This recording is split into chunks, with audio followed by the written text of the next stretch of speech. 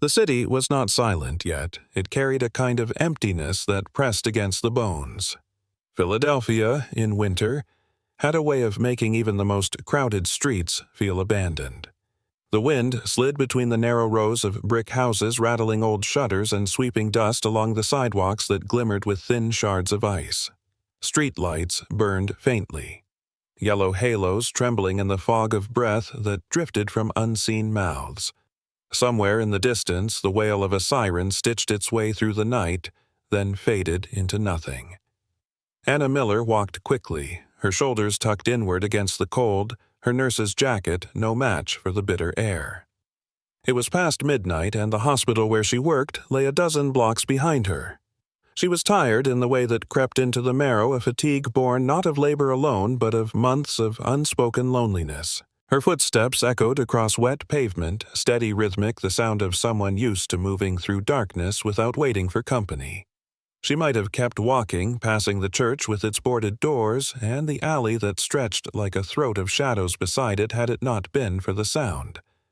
Faint at first, barely distinguishable from the hiss of wind. A whimper, then again sharper this time, a cry that seemed to carry the weight of desperation far too heavy for something so small. Anna stopped. The air clutched at her chest. Her eyes turned toward the narrow alley lit only by the fractured glow of a single lamp. At first, she saw nothing, just piles of trash bags sagging against the walls, cardboard softened by dampness, a scattering of old bottles and rusting cans. Then, in the corner she noticed an old wicker basket, the kind once used to hold laundry or groceries, now sitting lonely atop a piece of flattened foam. The sound came again. Thin cracking. A cry. Anna's body moved before her mind gave permission. She stepped forward, her boots crunching over ice and gravel. The air grew colder, or perhaps it was simply the knowledge of what she might find. She crouched before the basket, her breath fogging the rim. Inside lay an infant wrapped in a fraying blanket too thin for the night's cruelty. The child's face was pale lips, tinted bluish, tiny chest heaving in uneven gasps. The eyes, when they fluttered open, seemed glassy. Yet they searched as if seeking something to hold on to in a world already failing her. Anna pressed a trembling hand against her mouth. In all her nights as a nurse, she had seen fragile lives clinging to the thinnest threads, elderly patients whispering last words, trauma victims gasping as monitors screamed their decline. But never had she encountered a cry so raw, so unguarded. This was not just a cry of hunger. It was the cry of abandonment of a soul placed in the world with no one to anchor it. The baby whimpered again, and Anna's body surged with instinct. She reached down, lifting the fragile weight from the basket. The child was lighter than she expected, too light. She felt the bones delicate as reeds beneath the skin that carried no warmth. The infant shivered breaths rasping shallow and quick. Shh. The sound escaped Anna's lips, soft and uncertain. It was not a word, not a sentence, but a plea. The baby's head lolled against her chest, and Anna felt her own heartbeat thunder in answer. Memories she had buried long ago threatened to surface, memories of cold nights in foster homes where no one answered her cries of silence, where there should have been arms. She had told herself for years that she no longer remembered her mother's face, that it was easier not to. But holding this child abandoned in the same kind of cold that had once surrounded her tore open that old wound. Anna forced her legs to move. She pressed the infant close, tucking the blanket tighter. The snow pricked her cheeks as she hurried out of the alley, the wicker basket left behind like a tomb for despair. The hospital's emergency entrance loomed ahead, its harsh fluorescent lights bleeding through glass doors. She rushed inside, the warmth hitting her face like a slap. Nurses glanced up, their eyes widening at the sight of the infant in her arms. She was in the alley. Anna managed her voice ragged. "She's barely breathing." The medical staff acted quickly, but Anna remained beside the child, refusing to release her grip even as they cleared a space on the table. A doctor approached, tall, gray-templed, his face carved by years of duty. Dr. Jonathan Reed. His eyes swept over the child, then settled on Anna. Hypothermia, malnutrition, cyanosis. She needs immediate intervention. His tone was clinical, precise, stripped of tenderness. But there's something else. Do you hear that The faint irregular thud of a struggling heart filled the silence between cries. Reed's gaze sharpened. Congenital defect. This child has a serious heart condition. Without surgery, her chances are slim. Anna's stomach clenched. She had expected cold hunger, maybe even illness. But not this. Not a heart broken before it had learned to love. The baby whimpered a sound that seemed to echo from some chamber deep within Anna's own chest. She felt her breath falter, the weight of inevitability pressing down. Yet she could not look away. Reed's voice cut through. She'll need a name for the records. Unless she's identified, she'll enter the system as Jane Doe until Child Services takes over. Anna looked at the child. So fragile, so near the edge. She thought of the sound that had pulled her from the street, the cry that had been both a plea and a declaration. A cry that had demanded witness. Hope, Anna whispered. Reed raised an eyebrow. What, her name is Hope? She said more firmly. Because that's what she has left. For a moment, Reed's face softened, but then the professional mask returned. Very well, Hope it is. Machines were wheeled closer. Electrodes pressed against tiny skin. A flurry of movement surrounded the table, but Anna remained still, her eyes never leaving the child. She knew what would be said next, that Child Services would be notified that Hope would become another file number in a system of rotating homes. She knew the cautionary words, "Don't get attached." She had heard them often enough in her years at the hospital, but as she stood there watching the fragile chest rise and fall, Anna felt something shift inside her. This was not just another patient. This was a mirror, a reflection of the girl she had once been, the girl waiting in the dark hoping someone would come. And this time, Anna thought she would not walk away. The days that followed blurred into a rhythm of urgency and exhaustion, the kind that swallowed the measure of hours and left only the pulse of survival. In the pediatric wing light fell in harsh squares through the tall hospital windows, pooling over white sheets and restless bodies. Among them lay the infant they now called Hope. Her chest rose and fell, with delicate struggle the sound of breath weaving uneven patterns in the air. Machines hummed around her, steady in their indifference. Electrodes clung to her fragile skin, tracing out the erratic language of a heart that fought against itself. Anna lingered at her side whenever she was free, her eyes following every flicker of the monitor, every tiny twitch of fingers curled against the blanket. She should have been home resting, should have let others handle the vigil. Yet she could not. Something compelled her to remain, as if the fragile thread tethering the child to life depended not only on medicine, but on witness. Each night after long shifts ended, she found herself returning to the small crib in the corner. The hallways smelled faintly of disinfectant and despair, but near Hope there was a kind of fragile sanctity. Anna would sit leaning forward, listening to the whispers of struggling lungs. Sometimes she would hum, not songs she knew well, but fragments, half-remembered lullabies she had once longed to hear herself. The nurses noticed, and some shook their heads. Too attached, their expressions seemed to say. But none spoke aloud what hung between them, that this infant was unlikely to survive, and that attachment was dangerous. Dr. Reed was the first to confront her. He found her at dawn, sitting by Hope's side with tired eyes that had not closed all night. His voice was clipped precise, the way one might address an intern who had crossed a boundary. "You're exhausting yourself," he said. "The child is stable for now. Let the staff handle it." Anna looked up, her voice quiet. "She needs more than machines. She needs someone." Reed's brow furrowed. "Attachment will not alter prognosis. This is medicine, not sentiment." But Anna did not flinch. She had lived through enough years of being told not to feel, and in the curve of Hope's tiny hand, in the fragile beats of her broken heart, she recognized something she could not ignore. When Mary Johnson arrived from Child Protective Services, the air grew heavier still. She carried files pressed tight to her chest, her step brisk, her manner efficient. She had seen too many abandoned children to waste energy on sentimentality. "The infant will be placed under state custody once she's stable," Mary explained, her tone. "Practiced. We have foster families prepared for cases like this. Medical needs complicate the process, of course, but the system will provide. The words cut through Anna like cold steel. The system.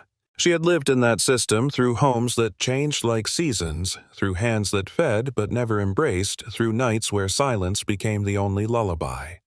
The thought of hope drifting into that same current felt unbearable. She doesn't need the system, Anna murmured almost to herself. She needs someone to stay. Mary regarded her with measured patience.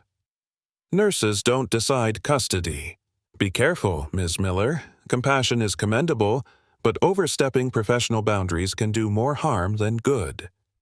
Anna nodded outwardly, but inside resistance bloomed like fire. She remembered herself at 7, clutching a worn stuffed bear in a strange bedroom, whispering into its fabric.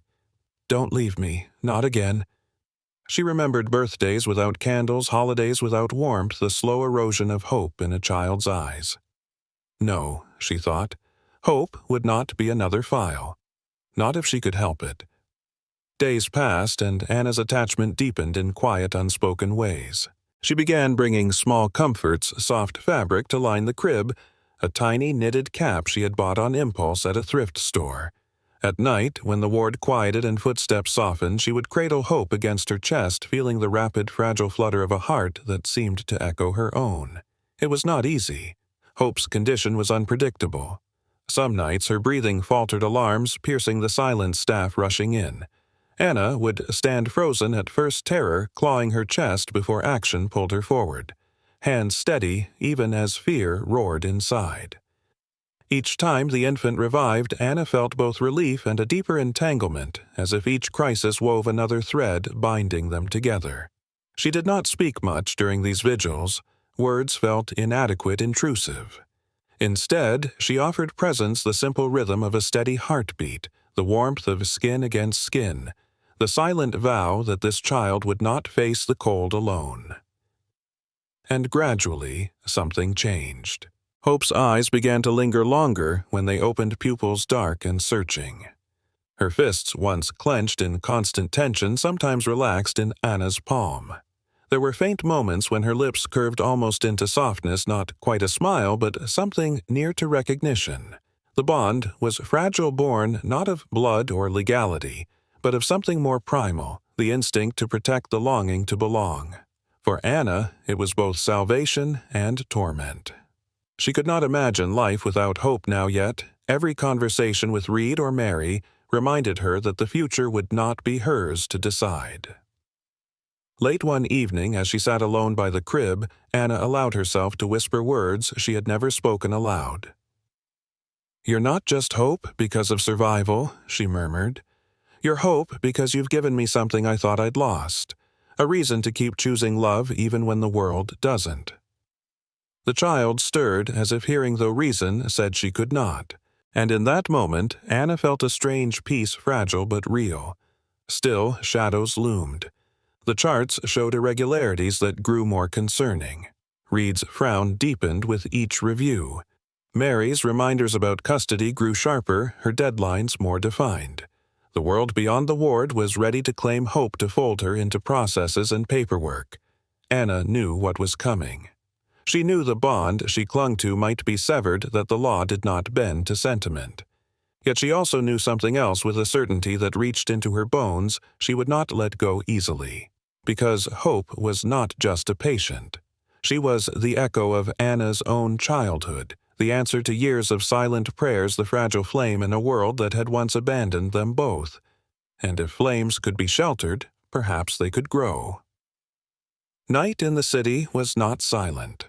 It breathed in uneven rhythms, sirens rising in the distance, the low hum of traffic still weaving through avenues, the rustle of wind bending across rooftops. Yet inside Anna Miller's apartment, tucked within a modest brick building on the edge of Philadelphia's older district, silence pressed with a weight that felt heavier than sound. She had prepared the space with care. The crib she had borrowed from a colleague stood near the corner, lined with soft fabric. A small lamp glowed with amber light, throwing gentle warmth over the room. The rest of the apartment was sparse, plain furniture, muted colors, the kind of space maintained more by function than comfort. Anna had never needed more. Until now, she had lived with a little expectation of permanence. But with Hope's fragile presence filling the air, every corner of the apartment seemed altered, reshaped by the gravity of responsibility. Hope lay in the crib, wrapped in blankets, her breaths shallow but steady. The faint sound of the monitor Anna had borrowed for the night pulsed softly. It was late past midnight, and exhaustion weighted Anna's body, but she remained awake, seated in the chair beside the crib. She could not let herself sleep. She had learned too quickly how fragile life could slip away if unguarded. Her mind replayed the doctor's words, the warnings etched into every chart: congenital defect, unpredictable arrhythmia, high risk of sudden crisis. Still, in the quiet moments, she allowed herself to watch the child's face. Even in illness, there was beauty. The faint rise of tiny cheeks, the curve of lips as breath passed in and out. Sometimes, when Hope stirred, her fingers twitched and Anna would place her hand gently across them. The infant's grasp was faint but present, and in that touch Anna felt both the enormity of responsibility and a tenderness she had never known. The hours stretched. Anna leaned her head back, eyes heavy. The city beyond her window murmured, but fatigue finally pressed her lids closed. She did not know how long she slept. Only that she woke with a sudden jolt, her heart racing, the silence in the room more terrifying than any sound. The monitor. It was no longer pulsing in rhythm. Its faint beep had flattened into alarm. Anna lurched forward, her body flooded with cold adrenaline. Hope's chest was still. Her lips had darkened, breath absent. No. The word tore from Anna, half sob, half plea. Training fought with panic. She lifted the infant from the crib, laying her across her lap, her hands trembling as she began compressions with fragile precision. 1, 2, 3. Her voice whispered rhythm, her own tears blurring sight. She tilted the child's head, giving breaths watching for rise in the chest. Nothing. Memories crashed into her with merciless speed. Herself as a child, clutching a thin pillow in a stranger's house, whispering into fabric for a mother who never came. The same suffocating silence, the same sense of being abandoned to nothingness. Not again. Not this child. Please, Hope. Stay. Her voice cracked. Seconds stretched like hours. Compress. Breathe. Compress. Her arms ached, but she refused to falter. The monitor shrieked its warning into the small room. Then faint. A flutter beneath her fingers. The smallest gasp. Anna froze. Breath caught. She pressed her ear near Hope's chest. A weak, uneven beat echoed back. The infant convulsed once, then drew in a ragged breath, air rushing like the world itself had returned. Anna's sob burst free relief, so violent it shook her shoulders. She gathered the child close, cradling her against her chest, her tears falling into the blanket. "You're here. You're still here." Her words tumbled out not as reassurance, but as desperate affirmation, as if saying them aloud would anchor the fragile life to her arms. She rocked in silence, holding the infant, her body trembling from the surge of fear. She felt as though she had been to the edge of a cliff, staring into the abyss, and pulled back only by the smallest miracle. For hours, she did not move, afraid that loosening her hold would invite death to return. Only when dawn seeped pale light through the blinds did she place Hope back into the crib, watching every rise and fall of breath with relentless attention. The hospital confirmed what she already knew: the crisis had been a dangerous episode, one of many that could occur without warning. Dr. Reed's face was grim as he reviewed the data. "It is only a matter of time," he said, his voice low but firm. "Without surgery, these episodes will continue, and one day she may not recover." Anna heard the words, but what remained in her chest was the sound of silence, the silence of breath that had stopped the silence that had dragged her back into her own past. She would not allow that silence to claim Hope again. Mary Johnson returned her tone practical, her eyes concerned but distant.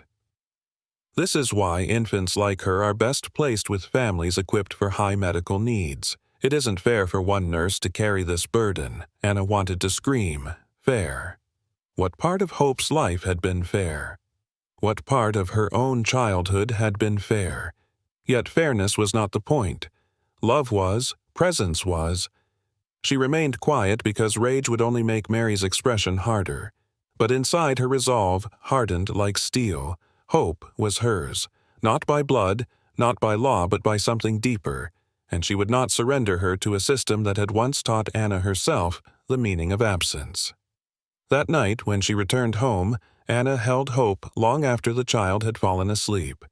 The city hummed beyond the walls, but within the apartment, Anna whispered to the infant her words more vow than lullaby.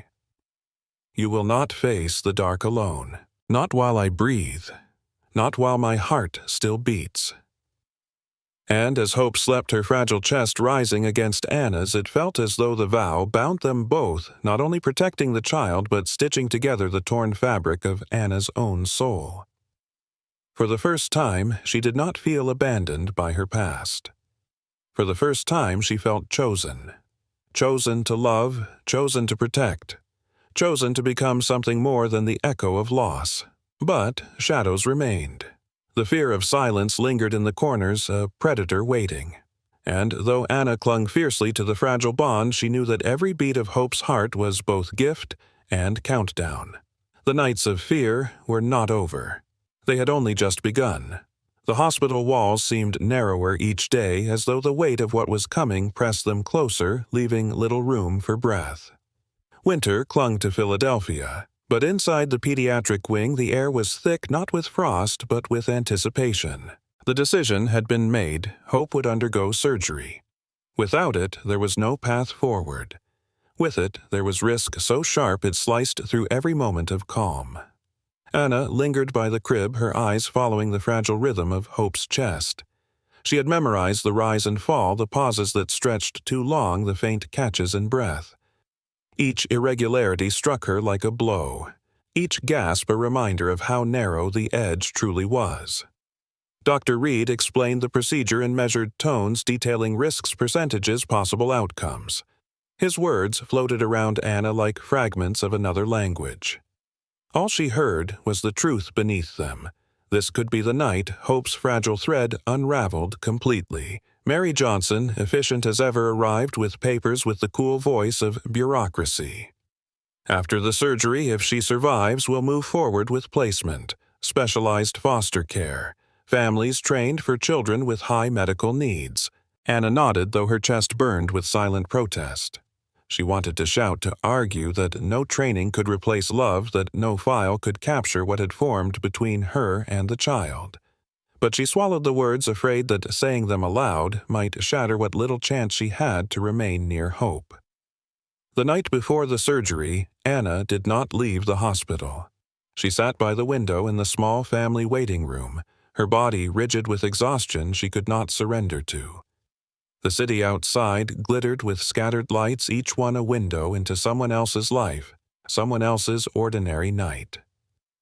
For Anna, the world had narrowed to the fragile weight of a child's survival. It was there that she heard the voice. Soft, hesitant. "Excuse me, are you the nurse who found her?" Anna turned. A woman stood in the doorway. Her coat threadbare, her hair tangled, her face worn with shadows deeper than years alone could carve. Her hands twisted together as if wringing out guilt that had soaked too deep. Something in Anna stiffened. She knew before the words were spoken. "I'm her mother," the woman whispered. Silence thickened the room. Anna's first instinct was denial. How could this frail figure be connected to the child who had already redefined her existence? But the eyes, dark, weary, hollow, bore traces of the same shape as Hope's. The woman's name was not offered at first. She seemed afraid that claiming it might erase her fragile courage. Instead, words tumbled out in fragments. Poverty, violence, a husband whose fists had dictated silence. Fear that her child would suffer, fear that she herself would not survive another day in the house she had once called home. "I left her there," the woman confessed, her voice breaking, "because I thought maybe someone would find her, someone who could give her more than I could. I thought, if I kept her, she would die with me." Anna's heart surged with rage and pity colliding in confusion. Rage for the abandonment, for the night of cold and silence.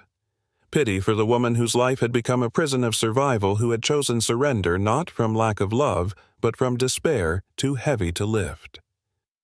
"You don't understand," Anna murmured, though her own voice trembled. "Do you know what it means to be left, to be the one no one chooses?" The woman's eyes filled with tears. "Every day since I have known, every night I have heard her cry in my dreams. I came because I could not stay away from the truth any longer. I had to see if she lived." Anna wanted to turn away, to shield herself, to guard hope from this intrusion. Yet something in the woman's trembling form pierced her defenses. It was not the face of indifference. It was the face of someone carrying the unbearable weight of regret. They sat in silence, two women bound by the same child, yet divided by choices and scars. The room carried the tension of lives colliding, of truths too raw to smooth. When dawn arrived, it brought not relief, but the heavy steps of orderlies preparing for the surgery. Hope was wheeled into the sterile brightness of the operating theater, her tiny body dwarfed by machines and drapes. Anna followed until the threshold where staff barred her from entering. She pressed her hands against the glass, her chest tight. Beside her, the mother stood, eyes wide with terror. For a moment, she reached toward Anna as if to anchor herself in the only other person who bore her fear. "Please," she whispered, "if she survives, let her know I loved her, even if I was too weak to stay." Anna's throat closed. She wanted to shout that love was not abandonment, that love was presence, that hope deserved more than apologies whispered from the shadows. But as she watched the woman's shoulders shake, she recognized something in her own reflection. Weakness, regret, the haunting silence of a childhood lost. The hours stretched unbearably. The rhythm of the clock marked time, indifferent to the lives hanging between its ticks. Anna sat in the waiting room, the mother beside her, both women bound by prayer they dared not voice too loudly. And in that suspended time, Anna felt the layering of her own history over the present. She was once the child left in silence, longing for a mother's arms.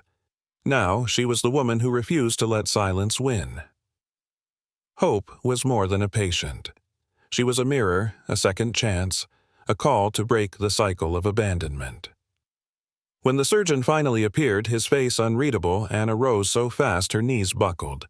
The mother gripped the chair with white knuckles. "She made it through," the surgeon said at last. Relief softened the lines of his expression. "It will be a long recovery, but she's stable." The room exhaled. Anna's body sagged with exhaustion, tears pricking her eyes. The mother covered her face, sobs breaking free. In that moment, Anna knew the truth. Survival was not the end of the story. Choices still waited. The system, the law, the questions of custody, all loomed ahead. Yet what mattered most was that hope lived, that the fragile beat of her heart continued. Later, as she stood beside the crib in recovery, Anna reached down and touched the child's hand.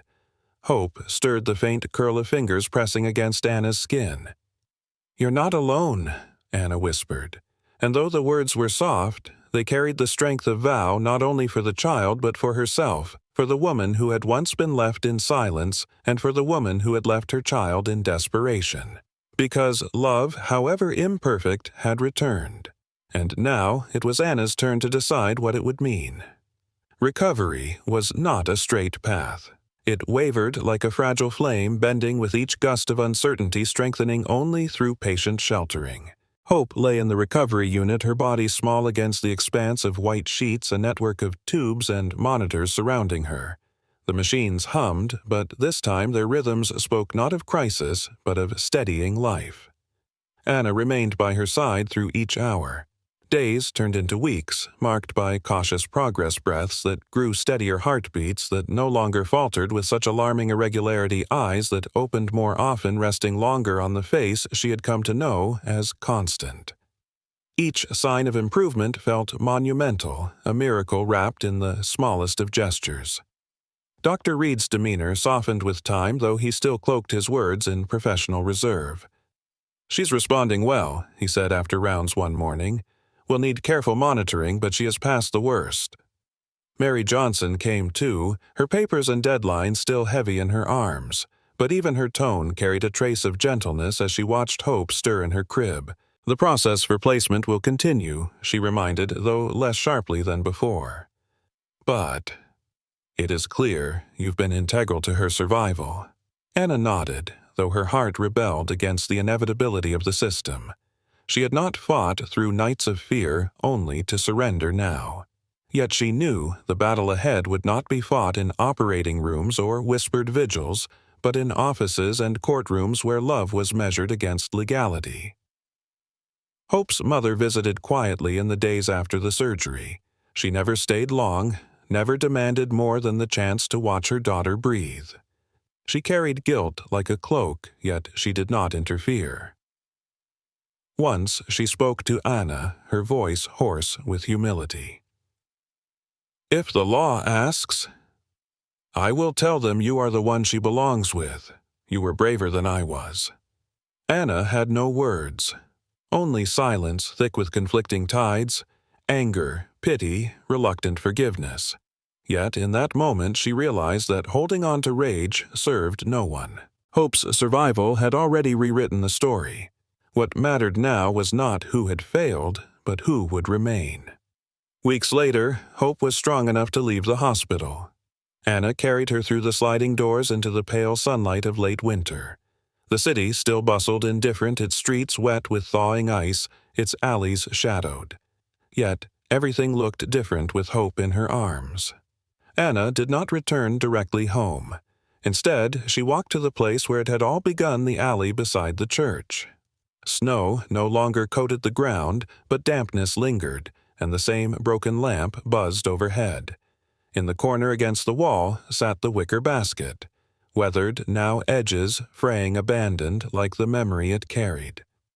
Anna stood before it, her heart steady. Hope stirred in her arms, tiny fingers grasping air. Kneeling, Anna placed a flower into the basket. A sunflower bright and golden, its face turned toward the pale sky. It was a symbol of what had been transformed, despair reborn into hope, abandonment rewritten into belonging. "You were not left," Anna whispered, though the words were for herself as much as for the child. "You were found, and so was I." The wind shifted, carrying the faint toll of a distant bell. Anna rose, holding Hope close. She felt the child's heartbeat, steady and sure, pressed against her chest. And, for the first time, Anna believed not just in survival, but in the possibility of joy. Life ahead would not be easy. There would be paperwork, hearings, battles to fight. There would be nights of fear still as illness left its shadow, but none of it could erase the truth carved into Anna's soul: she was no longer the abandoned child. She was the one who stayed, the one who chose, the one who loved. And hope, fragile yet fierce, was no longer a cry in the alley. She was the answer to silence, the reason Anna's heart had learned to beat again. Epilogue. The last voice, months later. Anna sat by the window of her apartment, sunlight falling across the floor. Hope lay in her crib, stronger now, eyes bright as they followed the slow dance of dust in the light. The apartment, once sparse, now bore signs of life. Small clothes folded neatly, toys resting in corners, a blanket draped over the chair where Anna had spent so many nights awake. Anna lifted Hope into her arms, pressing her cheek against the child's soft hair. "We made it," she whispered. And in that quiet, she realized the full circle of her journey. The child had been abandoned in a basket, but it was Anna who had been rescued from silence, from emptiness, from the belief that she was unworthy of love. Now, as she rocked the child gently, she thought of others who might still feel lost, still waiting in their own alleys of despair. She wished they could see this moment, could believe that love might yet find them. For those listening, for those carrying their own shadows, Anna's story whispered through the walls of time: do not give up. Even in the coldest night, hope waits to be found. And to anyone who had walked with her through this story, she offered a final plea. If this journey touched you, if hope's fragile flame reminded you of your own, do not let it fade. Share it, Hold it and stay with us for more stories of survival healing and the quiet power of love. Subscribe to our channel because every story deserves to be heard and every voice deserves to be found.